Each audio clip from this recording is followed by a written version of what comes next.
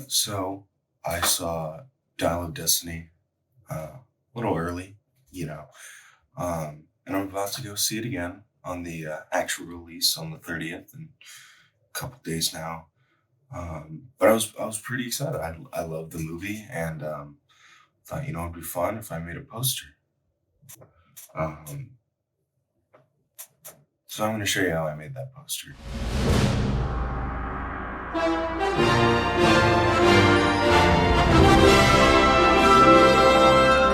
going to show you how I made this poster. We're going to go through it. Um, and then I don't know if you'll learn something. I'm not a graphic designer. I'm like so at Photoshop. But every now and then I like to make stuff. So I made this, and a lot of people have told me they liked it. So hopefully you guys will like it too. All right, so we got the file here. Everything is organized and everything. So what I'm gonna do is I'm gonna turn all these layers off. Bam. Now, yeah, literally just blank. This is just the standard Photoshop poster-sized artboards. So first thing I did was got a background. Didn't put it on white. This is like just a kind of an off-white cream tone. Um, really simple. And then I just started putting in the characters. So I used this photo for Indiana Jones. Dropped in this photo of, Indiana Jones right here. And then I cut him out, which was easy enough. And then I just did some basic color correction, a little bit of contrast, added some orange light from the right and top, and then some blue light from the bottom. And then I just used gradient map to lighten up the hat because I'm going to put a lens flare up there later because cool posters have lens flares. And then just more light. Then, after Indiana Jones needed to put in the Dial of Destiny, I dropped it down right in there. And then, I think there's a screenshot from one of the trailers. I don't know. Found it on Google. All these images are just Google, so, and then cut it out. You'll notice that when I cut these out, they have like these misty things. That's because I cut it out and I used a cloud brush to fade them out. I don't know. It looked cool when I did it, so. And then I just did some color correction to make it glow more and give it kind of a gold light. So I put Mads Mikkelsen on the right side, cut him out. And this kind of area, this kind of triangle here is where I wanted to have the light coming in. So I brightened up him, made him really orange, and just kind of like really brightened up that light right there. So next thing I did, I put in Phoebe Waller-Bridge because, she's the main heroine of the movie. Just doing some shadows because she's kind of like hidden in the back. Added kind of blue light in the corner because down here is where we're going to have this blue area. Just added a little more contrast so it matches up with Indy and the Dial. And then more blue and more blue. So now that we had all this, almost felt a little empty over here. So I figured that's why I put Boyd Holbrook. Cut him out. You can still kind of see the motorcycle, but I don't really care. I added a huge shadow on his left side of his face because he's like behind everyone. Adjusted some color, added more contrast, and then brightened him up a ton because we're gonna have this light streaming in from here and here. So I just dropped, a random lens flare and kind of rotated around. But now this was looking really where I wanted it to be. And then over in the left here, I wanted to put something from the opening with the train scene. So I found a image of the train and dropped that in there. And one thing was Indiana Jones here didn't have his hat on. Puts it on later in the scene, but I don't know. Just thought it would look better if he had his hat on. So I drew a little hat with my brush. I thought this would be a good place to put Toby Jones. Dropped him in, and I cut him out. And he was a little more complicated because he had already been lit, and I couldn't find like a better picture of him. So I toned down the contrast, and then just made him blue because the scene is very blue.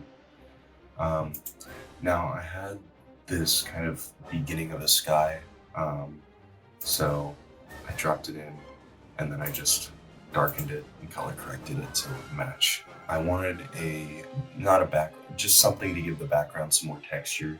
Found this map image, just sized it up, dropped it in there, darkened it, made it a little more orange.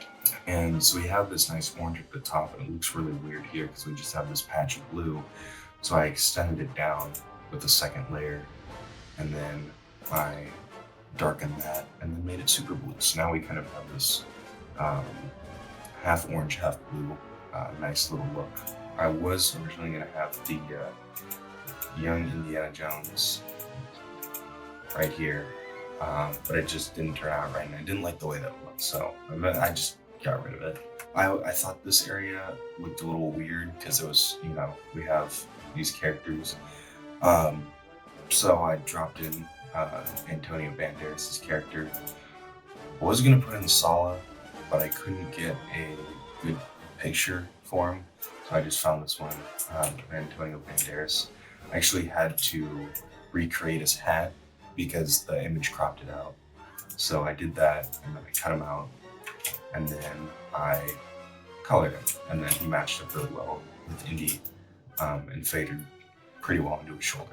The other thing was I felt this space here was pretty empty. Everything else is kind of a good use of space, so I thought I'd put in some planes. So got the bomber from the trailer, and I just cut that out. And you can even see in the smaller plane in there, but like it's so small in the poster that you can barely even see it.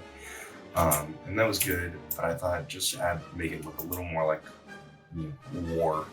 I just found some more German planes and dropped those in there. I added in the logo, paper texture, and just put on soft light to have it show through just a little bit. So it doesn't do much, but it adds a little bit of contrast.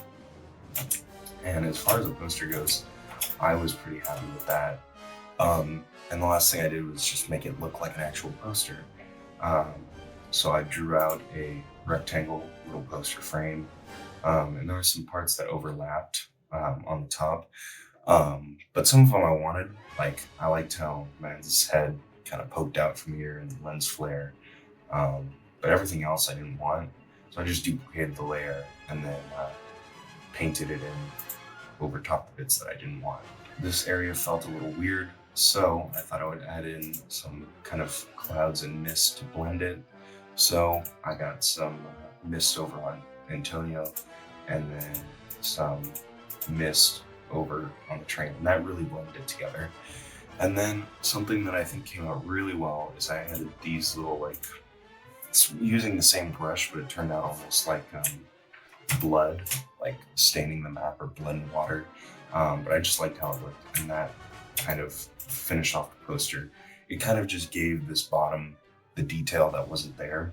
I did some basic color correction. I blued the blues, I oranged the oranges, and then toned down the contrast because it was very contrasty. The last thing I did was I went down and I had to meticulously put in all of the text here. Just so much text. And by the way, the font is Steel Tongs. It's like the actual font they use on posters, but it's free for anyone.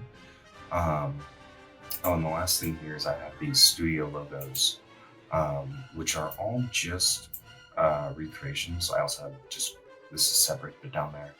I used one of the actual Indiana Jones posters to kind of recreate all of this text, so this is all correct. So first I recreated the Paramount logo here, then Walt Disney Pictures, Lucasfilm logo, and then finally on the right, just a Disney logo. These were all just PNGs that I found online, but I wanted to go one more step. I wanted to make it look like it was airbrushed or drawn or something like the original posters were. I exported it and I took it over into a separate file. I also exported it without the text because after I stylized it, I'd be able to add in the text and still have it be crystal clear. So dropped in the poster and put that there. Really easy. And I just did a bunch of steps. So first thing I did was just an unsharp mask, just to bring out all the details, converted that to a Smart. There's a lot of like compressing, adding a layer, compressing. So I did that. I used the oil paint filter, and that just kind of smooths out all the details. The good thing about doing this to the poster is that it kind of gets rid of any imperfections and low quality things. Also just kind of makes the characters look more uniform. Like it helps blend everything together. Then I duplicated that layer, went to the channels just to get some more contrast. Put that on a hard light, merge layers. And then once I had done that, I was pretty happy with how that looked. So I just added some grain. You can see here, this is without the grain. Just kind of makes it look more like painted on, like there's a texture to the paper. Speaking of which, I added a paper texture. The color of the paper was like orange, so I had to do a little bit of color correction to basically remove that color, so it's just like a gray overtone, and that just made it look like it was printed onto a canvas. And then of course the last thing I did here was just add in that text and put that back in, and that was the finished poster. I'm really happy with how this came out. I didn't think I could ever make something like this before, but I mean, I guess I followed the whole Hollywood orange and blue look, but I mean, I'm just really happy with how it came out. I think the layout of the poster is really good. I feel like I could have included a couple more characters, but I didn't want it to be too crowded. So everything that's on it, I'm happy with. There's nothing that sticks out to me that I don't like. But it was really fun to make. I did it in like one day. And you know, if you ever get bored, learn how to do graphic design. Half the things that I learned was just because I didn't know how to do something, so I looked it up on Google or on YouTube or something. I like the poster and I like the movie, and I can't wait to go see it again in theaters. And hopefully this has gotten you guys excited to go see the movie too.